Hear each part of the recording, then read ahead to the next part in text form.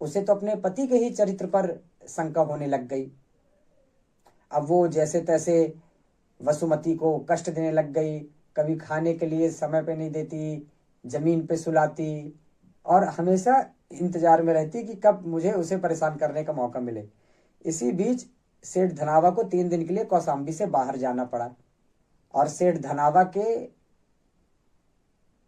पीठ घुमाते ही मूला देवी ने सारे नौकरों को छुट्टी दे दी। सबसे पहले तो चंदना के वसुमती के बाल काटे, उसे वस्त्र के नाम पर एक कच्छा दे दिया, उसके हाथ पैर में बेड़ियां बांध दी और उसको एक अंधेरे भौरे में बंद करके स्वयं वो भी मायके चली गई। आज 3 दिन हो गए हैं। चंदना को भूखे प्यासे, हाथ पैर में बेड़ियां, इधर भगवान महावीर को भी कौशाम्बी में पधारे, 3रा दिन था। भगवान आते और नगर भ्रमण करके रोज चले जाते।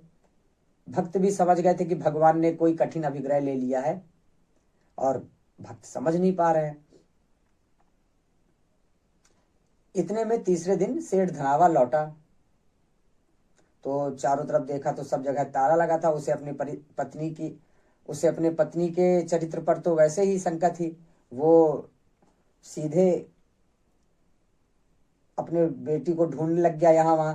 तब किसी एक पुराने नौकर ने बताया कि सेठानी मूला देवी उसे एक भौरे में बंद करके और चली गई है अपने मायके। सेठ ढूंढते ढूंढते पहुंचा उस भौरे में। भौरे को खोला तो देखा तो चंदना की हालत तो एकदम बेसुध थी, 3 दिन से भूखे प्यासे। तो सेठ धनावा को सबसे पहले उसके खाने की चिंता हुई। उन्होंने चारों तरफ नजर दौड़ाई तो एक जगह सूप में उबली हुई कुल्थी रखी हुई थी। तो सेठ उबली हुई कुल्थी ले जाके और वसुमती के पास रखे और बोले कि बेटा इसे तुम ग्रहण करो जब तक मैं जंजीरें तोड़ने के लिए किसी को लेकर आता हूं। अब वसुमती एक तो रो रो कर उसका चेहरा सूज गया था, लेकिन कौमार्य से उसका चेहरा दमक रहा था। उसके शरीर में एक कच्छा था मात्र, उसके हाथ पांव में बेड़ियां बंधी हुई थी। दोपहर ढल रही थी। उसका एक पैर भौरे से बाहर, एक पैर भौरे से अंदर था। वह फिर भी थी तो एक राजकुमारी। वह बिना किसी सत्पात्र को भोजन कराए बिना भोजन नहीं करना चाहती थी। उसने जैसे ही एक पैर अपने भौरे से बाहर निकाला तो देखा उधर से भगवान महावीर चले आ रहे हैं। तो भगवान को देखकर प्रसन्न हो गई। भगवान पधारिए, आहार पानी शुद्ध है। भगवान रुक गए। जी हाँ, भगवान इस बार रुक गए। अब जैसे ही चंदना ने आगे प्रसाद किया तो भगवान चल दिए और जैसे ही भगवान चल दिए तो चंदना फूट फूट कर रोने लग गई और भगवान रुक गए। भगवान की अभिग्रह की लगभग सभी बातें पूर्ण होती दिखाई दी। भगवान चाहते थे कि एक राजकुमारी जो दासी के रूप में, जो सिर्फ वस्त्र के रूप में एक कच्छा पहने हो, जिसके हाथ पांव में बेड़ियां हो, शाम का समय हो, एक पांव उसका भौरे के भीतर हो, एक पांव बाहर हो, पहले वह हंसे और फिर बाद में वह रोए। और ये सभी बातें पूरी होती देख भगवान सामने आकर खड़े हो गए और अपने दोनों हाथों की अंजलि बढ़ा ली। चंदना बड़े प्रेम से एक एक करके ग्रास उनके हाथ में डालती गई। अहो दानम की दुदुम्भी आकाश से बजने लग गई। देवताओं ने फूल बरसाए। चंदना की बेड़ियां अपने आप खुल गईं। चंदना के बाल अपने आप आ गए। हवाएं महासती चंदन बाला के गीत गाने लग गई कि धन्य है राजा दधिवाहन और रानी धारणी देवी, जिनकी पुत्री वसुमती ने आज 5 महीने 25 दिन के बाद भगवान महावीर को आहार ग्रहण कराया।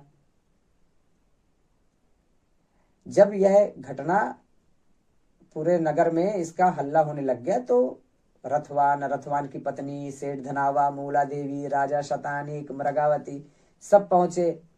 वो गणिका भी पहुंची। सभी ने क्षमा मांगी कि क्षमा कर दीजिए, गलती हो गई, आप तो महासती हैं, आपने भगवान महावीर को आहार ग्रहण कराया। अब राजा शतानीक बोलने लग गए कि चलो मेरे साथ महलों में। तो अब इतना सब कष्ट देखकर चंदना भी दार्शनिक हो गई थी। उसने कहा, किन महलों में? उन महलों में जहां सत्ता के लालच में लोग लोगों का कत्लेआम करते हैं, उन महलों में, जिन महलों ने मेरे पिता को जंगल में जाने के लिए मजबूर किया, उन महलों में, जिन महलों में सत्ता के लालची लोग रहते हैं, मैं नहीं जाऊंगी। तो इतने में सतानिक ने बताया कि मेरे आदमी गए हैं तुम्हारे पिता को खोजने, और आपके पिता ने खबर भिजवाई है कि आप चले जाओ मौसा मौसियों के साथ। तब बड़े अनुनय विनय के साथ राजकुमारी चंदनबाला जाती है अपने मौसा मौसी के साथ, सतानिक के साथ।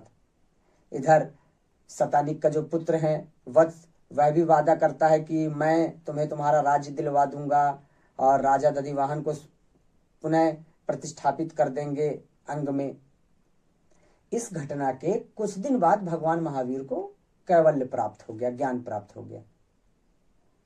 और जैसे ही महासती चंदनबाला को इस बात की घटना का पता चला तो चंदनबाला भगवान से दीक्षा लेने पहुंच गई और भगवान के आरिका संघ की, जिसमें उस समय 36,000 आरिकाएं थी, उनकी वह प्रधान अध्यापिका बनी। और भगवान के जो भी शिष्य परम अवस्था को प्राप्त हुए उसमें महासती चंदनबाला का नाम अग्रणी है।